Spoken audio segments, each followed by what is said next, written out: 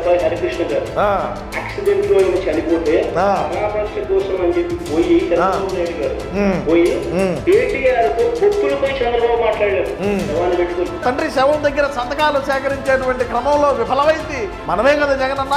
మరి పెద్ద ఆయన రాజశేఖర రెడ్డి గారి దేహాన్ని ఆడ పెట్టుకొని మరి మనం ఏ విధంగా సంతకాలు సేకరించేటువంటి కార్యక్రమాన్ని మనం తెరలేపినాం. మరి నువ్వు శవాల గురించి, శవ రాజకీయాల గురించి, శవాల దగ్గర చేసేటువంటి వికృత చేష్టల గురించి నువ్వు మాట్లాడుతూ ఉంటే హాస్యాస్పదంగా ఉంది జగనన్న అని రాష్ట్రంలో ఉండే ప్రజలు అనుకుంటా. ఎవడైనా చచ్చిపోయిన కాడికి పోయి సరే ఒరే అమ్మా ఏదో ప్రమాదవశాత్తు జరిగిపోయింది, మీ కుటుంబానికి నా ప్రగాఢ సానుభూతి, మీ కుటుంబానికి నేను అండగా ఉంటాను, మీ బిడ్డల చదువులు మేము చదివిస్తాం, మీకు ఏదైనా ఆరోగ్య రీత్యా లేదంటే బిడ్డల చదువు రీత్యా లేదు మీకు ఏదైనా సమస్యలు ఉన్నా కూడా కుటుంబ పెద్దగా నేను ఆదుకుంటానని చెప్తారు. అడిగిపోయాక మనోడు ఒక స్మైల్ ఇస్తాడు, దీని తల్లి పో తోచుకొని ఆడికన్నా పో. అది ముసిళ్ళు చచ్చినా అంతే, వయసోడు చచ్చినా అంతే, మధ్య వయసోడు చచ్చినా అంతే, ఎవరు చచ్చినా మన దగ్గర ఒకటే ఎక్స్ప్రెషన్. మనం మాట్లాడాలి శవాల గురించి.